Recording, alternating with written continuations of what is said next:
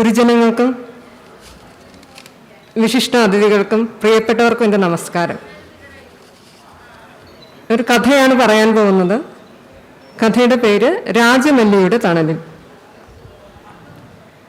വൈകുന്നേരങ്ങളിൽ ചെറുമകളോടൊത്തുള്ള പാർക്കിലേക്കുള്ള നടത്തം ഒരു ശീലമായി മാറിയിരുന്നു. ആരോഗ്യ കാരണങ്ങളെടുത്ത ദീർഘകാല അവധി അവസാനിക്കാറായി. റോഡരികിൽ നിൽക്കുന്ന മരങ്ങളുടെ തണലിലൂടെ ഉണ്ണിയുടെ മകൾ അവളുടെ അച്ഛനെ പോലെ തന്നെ സൂക്ഷിച്ചാണ് നടത്തിയത്. അവൾക്ക് പുതിയൊരു കൂട്ടുകാരനെ കിട്ടിയിട്ടുണ്ടത്രേ. ഇന്ന് അച്ഛനമ്മ കൂട്ടുകാരനെയും അവൻ്റെ അമ്മമ്മയും പരിചയപ്പെടണം. പാർക്കിൽ ഇളം കാറ്റിയിട്ടിരിക്കുന്നവരുടെ കൂട്ടം കണ്ടു. ചിലർ നടക്കുന്നു. കുറേ കുട്ടികൾ കളിക്കുന്നുണ്ടായിരുന്നു. കുട്ടിയും അവരോട് ചേർന്നു. അവർ നന്നായി കാണാനായി ഒരു തണൽ മരത്തിന് ചുവട്ടിലിരുന്നു. അസ്തമയ സൂര്യന്റെ വെളിച്ചത്തിൽ വീണ കിടക്കുന്ന രാജമല്ലിപ്പൂക്കൾ അവിടെ മാകെ ഒരു സ്വപ്ന പരിവേഷം സൃഷ്ടിച്ചിരിക്കുന്നു.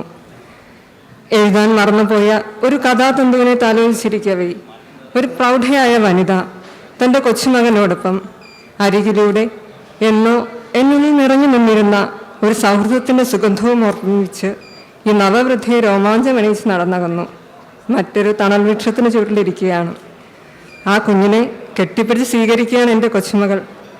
എന്നെ കടന്നുപോയത് ഒരിക്കലും എൻ്റെ പ്രിയപ്പെട്ട സുഹൃത്തായ കവിയത്രിയല്ലേ. കോളേജിലെ യുവജനോത്സവത്തോടനുബന്ധിച്ച് ഒരു പരിപാടിയിൽ എൻ്റെ കൂട്ടുകാരി തൻ്റെ കവിത ആലപിച്ചത് എത്ര കാലം മുൻപാണ്. കണ്ണടച്ചപ്പോൾ ആ മൃദുസ്വരം കാതുകളിൽ വന്ന് അണയുകയായി.